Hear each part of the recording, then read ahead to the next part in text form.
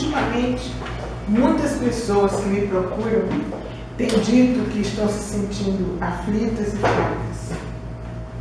E ontem eu estava me sentindo um pouco aflita por causa dos problemas que estão fora do meu controle e também daqueles afazeres do dia a dia que nos sobrecarregam e muitas vezes nos fazem agir como Marta, aquela irmã de Maria, sempre assoberbada. Eu não via muito bem dentro da minha mente o que é que Deus estava fazendo com tudo isso. Mas aí o Senhor começou a falar comigo no texto que nós vamos ler. E Ele me fez lembrar aquilo que é fundamental, que é a força motora da minha vida. De ontem para cá, praticamente nada mudou no cenário exterior da minha vida. As circunstâncias ou o que circunda a minha vida continua igual. Mas eu saí desse episódio mais forte e pude enxergar o que antes eu não estava conseguindo enxergar. Eu olhava para a minha vida ontem, enquanto eu tentava preparar o que via trazer para a escola dominical e também o que iria entregar hoje como mensagem, e os problemas pareciam fazer da minha vida um caos. Mas Deus não enxerga a minha vida assim. E essa palavra mudou completamente a minha forma de ver os problemas. Que o Senhor hoje também tire os seus olhos das circunstâncias e coloque os seus olhos naquilo que Ele quer que você enxergue para cumprir o propósito dele na sua vida. Eu vou ler 2 Timóteo, capítulo 2, versículo 1, e diz assim: fortifica-te na graça que está em Cristo Jesus. Amém. Fortifica-te na graça de Deus que está em Cristo Jesus. O apóstolo Paulo escrevia cartas para orientar e encorajar os irmãos dos vários lugares onde o Evangelho de Jesus havia chegado por intermédio dele. Ele também escreveu para orientar alguns líderes mais jovens do que ele, como Tito e Timóteo. Para Timóteo, ele escreveu 2 cartas cheias de conselhos e de palavras de encorajamento. No texto que nós lemos, ele recomenda a Timóteo para não deixar o desânimo tomar conta de sua vida. E essa é uma queixa que eu tenho ouvido frequentemente das pessoas. Sexta-feira eu cheguei a orar pedindo a Deus que tivesse misericórdia de mim, porque o meu papel, na verdade, como pastor e como líder, em todas as áreas, dentro de casa, na igreja, em todo lugar, é encorajar as pessoas. E Paulo está ensinando a Timóteo. Nesse texto, Paulo recomenda para que Timóteo não deixe que o desânimo tome conta de sua vida. Em 1 Timóteo 6,12, ele diz a Timóteo: combata o bom combate da fé, tome posse da vida eterna para a qual você foi chamado e fez a boa confissão na presença de muitas testemunhas. Ele está dizendo para Timóteo, em outras palavras: reaja, Timóteo. Você precisa se fortalecer, e foi isso que Deus me disse ontem. A vida é cheia de lutas, é cheia de dificuldades e de problemas. E Paulo sabia muito bem disso. Paulo estava preso apenas por pregar o Evangelho quando ele escreveu essa carta. Ao final dessa carta, Paulo pede a Timóteo que procure vir logo ao seu encontro, porque Demas o abandonou, assim como Crescente e Tito, que estavam na Dalmácia. Só Lucas estava com ele. Paulo estava se sentindo fraco, sozinho, preso, mas mesmo assim, ele diz para Timóteo: fortifica-te na graça de Deus que está em Cristo Jesus. Paulo disse ainda que um homem chamado Alexandre havia causado muitos males a ele, Paulo, e que em sua primeira defesa ninguém apareceu para apoiá-lo. No versículo 16 do capítulo 4 da segunda carta a Timóteo, Paulo diz assim a Timóteo: todos me abandonaram, que isso não lhe seja cobrado. Apesar de ter passado por tudo isso, Eu fico maravilhada que com tantos problemas, com tantas coisas, Paulo consegue escrever: mas o Senhor permaneceu ao meu lado e me deu forças. Ele me livrará de toda obra maligna e me levará a salvo para o seu reino celestial. A graça seja com vocês. A esperança do crente nascido de novo está nisso. A esperança dele não era sair da cadeia, ficar rico, ganhar dinheiro, casar, ter filho, nada disso. A esperança dele é ser salvo para viver com Deus no seu reino celestial. E diz mais: a graça seja com vocês. Ele queria lembrar Timóteo que existe um poderoso fortificante capaz de nos reanimar e nos encher de disposição para enfrentar as dificuldades da vida.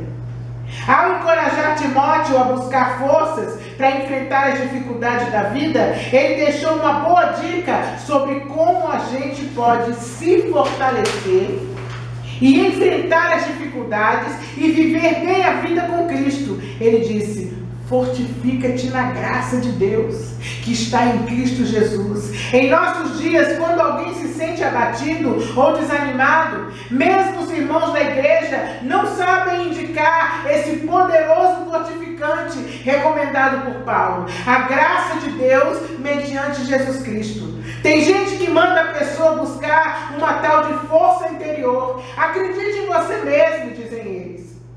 Tem quem mande o desanimado direto para o psicólogo. Procure ajuda psicológica. Outros dizem que a culpa da tristeza é da própria pessoa que está triste. Na igreja, se alguém parece abatido pelas lutas da vida, com aquela cara de sofrimento que incomoda todo mundo, logo tem um irmão que com toda boa vontade encontra um motivo e uma solução para a situação em menos de 30 segundos. Meu irmão, minha irmã, o seu problema é que você tem orado pouco. Eu garanto que essa situação vai mudar. Comece a orar tantas horas por dia e essa situação vai mudar. Por isso, as coisas estão dando tanto errado na sua vida, meu irmão, minha irmã. Venha todo domingo, faça 7 domingos seguidos e eu quero ver se isso não muda. E o dízimo, você está sendo fiel? Tem que ter cuidado com isso, senão... E a campanha? E a vigília? Muitos irmãos, de forma equivocada, pensam que a fraqueza e o desânimo são resultados apenas da falta de envolvimento com a programação da igreja. Quando, na verdade, a falta de envolvimento com a obra de Deus ou fazê-la displicentemente é o resultado e não a causa do problema. Muitos pensam que a empolgação em fazer algo para Deus vai produzir força suficiente para enfrentar as dificuldades da vida. Nós só fazemos a obra de Deus com alegria quando estamos muito envolvidos com o próprio Deus da obra. Só nos animamos porque a nossa animação vem dele. Aquele de quem Deus se agrada, ele dá conhecimento, sabedoria e alegria. Essa alegria vem dele. As pessoas pensam que quanto mais a gente participa das coisas da igreja, mais fortes as pessoas se sentem. Será que é mesmo assim? Parece que o apóstolo Paulo pensava diferente. As 2 cartas que ele escreveu para Timóteo deixaram claro que o jovem pastor estava se deixando abater pelas lutas. E apesar de estar envolvido até o pescoço com a obra de Deus, Timóteo se encontrava abatido. Afinal de contas, ele era um pastor. Mas ele não recomendou a Timóteo que fizesse mais coisas para Deus ou mais coisas para a igreja. Ao invés disso, ele disse para buscar forças naquilo que se faz para Deus. Ao invés de buscar forças naquilo que se faz para Deus, Paulo disse a Timóteo que ele se fortificasse nas coisas que Deus fez por ele. O nosso problema é que nós não somos agradecidos. E a palavra de Deus diz: sede agradecidos. É nisso que está a nossa força. A nossa força está naquilo que Deus fez por nós e que nós não reconhecemos. A verdadeira força para vencer as dificuldades da vida não vem das coisas que a gente faz para Deus, mas daquilo que Deus fez por nós. Nós fazemos as coisas para Deus por causa do que Deus fez por nós. É por isso que muitas vezes Deus manda recado para mim, que vai me dar isso, que vai fazer aquilo, por causa da dedicação. Dentro do meu coração e da minha mente, fazer as coisas para Deus com muita dedicação e com muita alegria é minha obrigação. Deus fez muito por mim. Você aceitou a Jesus como seu Salvador e Senhor? Então você precisa saber exatamente o que foi que Deus fez por você. Para acabar com essa tristeza, para acabar com esse coração vazio, você tem que saber exatamente o que Deus fez por você. Porque isso sim será capaz de te fortalecer, de te animar na sua caminhada. E isso será capaz de te manter no caminho nos dias difíceis. E é por causa dessa palavra que eu nunca falo em desistir, eu nunca penso em jogar o pano, nunca penso nisso. É essa palavra que me fortalece, porque eu lembro quase sempre, quase todos os dias, tudo que Deus fez e faz por mim, de onde Deus me tirou. É porque temos consciência do que Ele fez por nós, é que nos alegramos em servi-lo. Servir a Deus é uma alegria e um privilégio. Nós nos alegramos em caminhar com Ele. E o que realmente Deus fez por mim e por você? Se nós voltarmos um pouco no texto de 2 Timóteo 1, 8 e 10, nós vamos encontrar alguns detalhes daquilo que Deus fez por mim e por você. Diz assim, 1 Timóteo 1, 8 a 10. Portanto, não se envergonhe de testemunhar do Senhor, nem de mim, que sou prisioneiro dele. Suporte comigo os sofrimentos pelo Evangelho segundo o poder de Deus, que nos salvou e nos chamou com uma santa vocação, não em virtude das nossas obras, mas por causa da sua própria determinação e graça. Essa graça nos foi dada em Cristo Jesus desde os tempos eternos, sendo agora revelada pela manifestação de Cristo Jesus, nosso Salvador. Ele tornou inoperante a morte e trouxe à luz a vida e a imortalidade para a sua e para a minha vida por meio do Evangelho. Deus nos salvou, Ele nos livrou do dano da morte e da separação eterna de Deus. Foi isso o que de mais importante Deus fez por nós. E é isso que pode nos fortalecer para suportar os problemas da vida. Eu e você estávamos condenados à morte, mas Ele morreu em nosso lugar para que nós pudéssemos viver para sempre. Mas, para que essa força encontre lugar na sua mente, você precisa relembrar como foi que isso aconteceu. E foi isso que Deus me fez relembrar. Eu e você estávamos mortos em nossos delitos e pecados. Nós estávamos separados de Deus. Eu e você estávamos sozinhos e por nossa conta. Mas nem nos dávamos conta de que isso estava acontecendo. Vivíamos por aí despreocupados, mas mortos. Nós éramos como uma espécie de zumbis, mortos-vivos, perambulando pelas ruas. Para aparentar vivos, nós fazíamos tudo o que nos viesse à mão e à mente, e gastávamos os nossos dias em busca de algum prazer, alguma alegria que se parecesse com vida. Mas no final, sempre estava faltando alguma coisa dentro de nós. Percebendo que a vida não pulsava tão viva assim em nossos dias, alguns de nós nos esforçávamos muito para parecermos ou sermos boas pessoas e assim termos a impressão de sermos vivos. Mas as coisas não aconteciam do jeito que nós queríamos. Era como se faltasse alguma coisa. Nós temos um espírito que clama Abba Pai dentro de nós E mesmo quando tudo parecia tão legal e tão divertido, não era suficiente essa diversão. Mesmo quando ríamos, quando dávamos gargalhadas, afinal do riso e da gargalhada, tudo voltava a ser vazio. O vazio em seu peito, no meu peito, dizia isso. Esse mesmo vazio que às vezes insiste em bater dentro de você quando você está cheio de problemas e se sentindo sozinho. Quando as coisas parecem sem solução. Então, um dia, Deus se aproximou de mim e de você. Ele se aproxima de um jeito diferente, conforme a nossa maneira de viver. Ele sempre encontra um espaço para falar. E bem devagarzinho, o Senhor me convenceu e te convenceu de que sem Ele a sua vida não daria certo.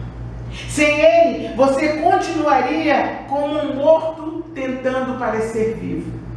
Assim como um dia Ele me convenceu de que sem Ele a minha vida não teria sentido algum.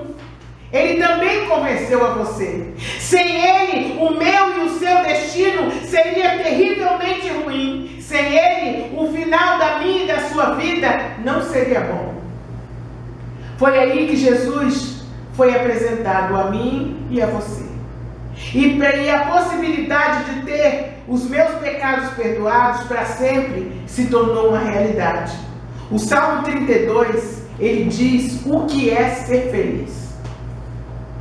No mundo, as pessoas pensam que ser feliz é ter dinheiro, é ser bem casado, é ter filhos, é ser bem sucedido profissionalmente, é ter uma casa bonita, um carro bonito. É isso que para o mundo parece ser feliz. Ter um monte de amigos à sua volta, de preferência bebendo. Mas a Bíblia no Salmo 32 diz o que é ser feliz. Ela diz assim: feliz é aquele que tem as suas transgressões perdoadas e os seus pecados cobertos. Como é feliz aqueles a quem o Senhor não atribui culpa. A bênção de uma vida de verdade começou e ela vai durar por toda a eternidade. Essa vida eterna que eu e você ganhamos é um presente de Deus. Ele foi colocado à nossa disposição e nós resolvemos pegá-lo. E a cada dia nós abrimos um pouquinho como se fosse um embrulho e descobrimos muitas coisas, como nós descobrimos agora cedo pela manhã na escola dominical. Mas desde o dia que você e eu resolvemos pegar o presente que Deus nos deu, nós desistimos de apenas parecermos vivos. Nós aceitamos a vida verdadeira que é em Cristo. Dissemos sim. Abrimos mão da tentativa louca de Adão de viver por conta própria, sem assumir a culpa por seus próprios atos, desconectado da única fonte de vida que é o próprio Deus. Você e eu acreditamos no amor de Deus e por nós e não queremos ser deuses. Sabemos que Ele é o Criador e nós somos as criaturas. Então foi assim. Eu e você fomos salvos por Deus quando desistimos de salvar a nós mesmos. Jesus disse que quem tentar ganhar a sua vida, perdê-la-á. E quem perder a sua vida por amor a Ele, ganhará a vida. Nós desistimos de nos salvar a nós mesmos, de nunca ter culpa de nada. Desistimos de culpar os outros por nossas frustrações e nossas tristezas, como fizeram Adão e Eva. Mas por que Deus fez isso? Ele não precisa de nós. Não depende de nós. Porque Ele se ocupou em livrar a mim e a você da morte. Porque Ele se ocupou e se preocupou em nos dar vida. Porque Jesus foi enviado e sofreu em nosso lugar a punição por nossos pecados. Por que Deus fez isso? Porque Deus arranjou um jeito de perdoar a mim e a você. No Evangelho de João, diz que tudo isso foi por amor. Deus amou o mundo de tal maneira. O que nós fizemos para merecer esse amor? Nada. Ele é gratuito e sem motivo. É engraçado que no direito nós dizemos que os atos devem ter uma motivação. E quando eu li essa palavra, desde o primeiro semestre aprendi que os atos do ser humano, eles têm que ter uma motivação. Tem que ter algo dentro de você que faça com que você haja daquela forma. E quando eu li essa palavra, eu fiquei encantada. O amor de Deus é gratuito e sem motivo, porque eu não fiz nada para Deus me amar dessa maneira. Não houve nada da minha parte que fizesse com que Deus me amasse, porque Ele me amou antes de eu aceitar. E quando o amor é assim, gratuito e sem merecimento, isso se chama graça. Amém. A definição encontrada em um dicionário para o termo graça é favor imerecido de Deus. É um favor imerecido que Deus concede ao homem. E embora tal definição seja verdadeira, ela é incompleta. Graça é um atributo de Deus, é um componente do caráter divino, demonstrada por Ele através da bondade para com o ser humano pecador que não merece o seu favor. Ao longo de toda a Bíblia, a graça de Deus se manifestou em 3 estágios. No primeiro, Deus revelou a sua bondade e graça ao demonstrar misericórdia, favor e amor para com todos os homens em geral, mas para com Israel em particular. No segundo estágio, Deus expressou ou apresentou a sua graça de forma mais clara através de Jesus Cristo, o qual veio ao mundo para pagar pelos nossos pecados mediante a sua morte na cruz. E no terceiro estágio, a graça de Deus proporciona salvação e santificação a todos aqueles que pela fé confiam em Jesus Cristo. Você confia no Senhor? Então por que você se desespera? Por que você perde a esperança? Por que você se enfraquece tão facilmente? Amor gracioso é uma expressão da própria natureza de Deus. É nessa graça que o apóstolo Paulo recomenda que eu e você busquemos força. Quando entendemos e sentimos o amor de Deus por nós, quando confiamos plenamente que Deus é por nós, quando nós vislumbramos a largura, o comprimento, a altura e a profundidade do amor de Deus, então nos sentimos fortes e fortalecidos para enfrentar a vida. Deus é por nós. Quem será contra nós? Que verdade maravilhosa! Mas é preciso acreditar naquilo que cantamos, naquilo que falamos e naquilo que lemos. Senão vamos viver nos esvaindo por tudo.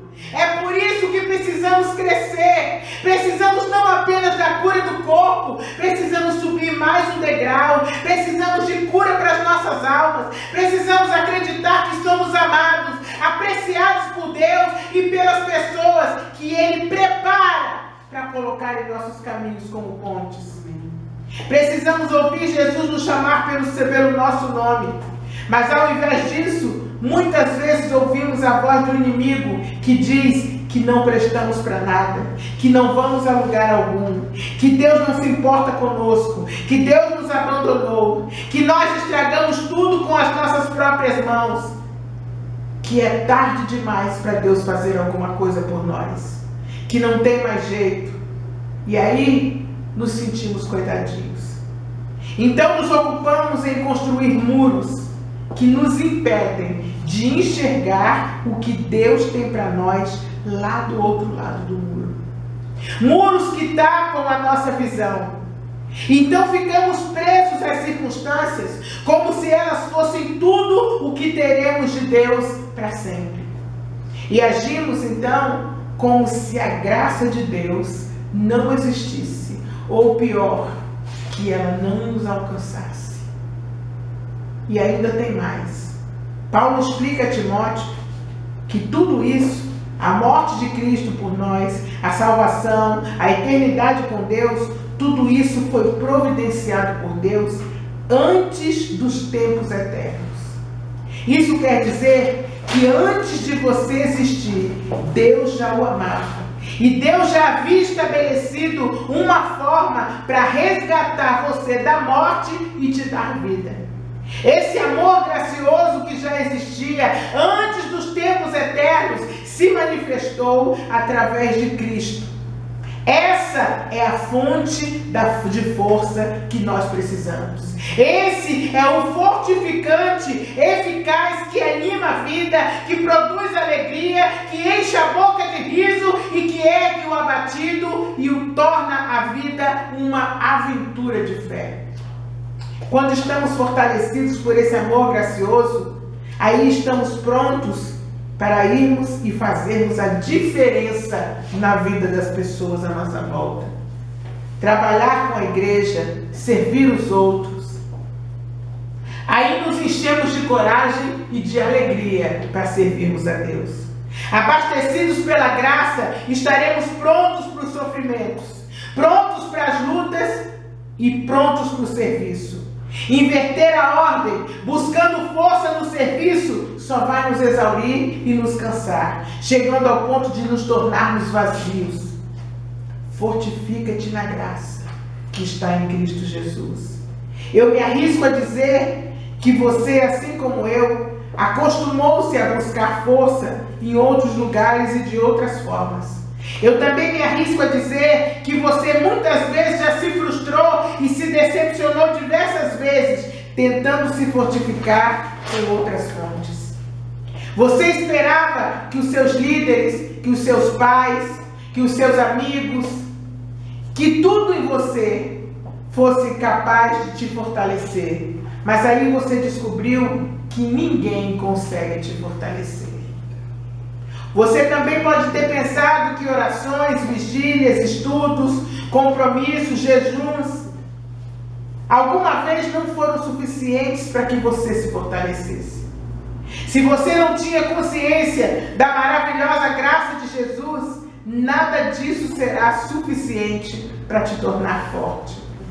Porque o que nos fortalece, na verdade, é a certeza de que Deus está conosco. É a certeza de que Deus é por nós. E se você não se sente assim, se você se sente um coitado, uma coitada, se você se sente um perdedor, uma perdedora, um mal amado, vai ser muito difícil você se fortalecer e permanecer no caminho. Ele morreu para que nós tivéssemos vida e não um arremedo de vida. O que nos fortalece é o fato de sabermos que nele nós temos um futuro. Se a tua fé não está fundamentada nisso, basta passar um pouco de tempo e lá estará você de novo se sentindo fraco, se sentindo impotente, querendo largar tudo, abandonar tudo, sem saber o que fazer e nem aonde ir. O que nos fortalece é o fato de confiarmos nele. É o fato de confiarmos a ele o nosso presente e o nosso futuro. Se você não confia em Deus quanto ao seu futuro, a sua vida vai ser assim. Um dia bem, um dia mal. Um dia bem e um dia mal. Se não confiarmos nele, nós temos medo. Medo do presente e pavor do que poderá nos acontecer no futuro. Então, a dúvida toma conta de nós e divide a nossa mente. Exatamente como aconteceu com Adão e Eva. Mas será que Deus disse isso mesmo a meu respeito? Será que Deus vai mesmo me ajudar? Será que Deus vai fazer mesmo isso por mim? Será que Deus me ama mesmo? Será que essa história de Bíblia e de igreja, será que isso é verdade mesmo? Mas eu sou tão fraco e tão falho. Mas apesar disso, Deus nos ama. E é a graça dele que faz com que sejamos amados por ele. Não é o que você faz de certo ou errado. Não é o nosso merecimento. E por fim, e isso já aconteceu comigo, eu me arrisco a dizer que você já se frustrou consigo mesmo. Se frustrou com promessas feitas e quebradas, votos que você não conseguiu cumprir, Pecados que teimam em fazer parte da sua vida e você não consegue vencê-los. E embora você queira fazer a coisa certa, na maioria das vezes você não consegue.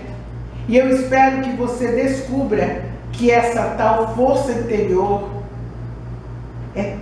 não é tão forte quanto você imagina, porque foi isso que eu descobri.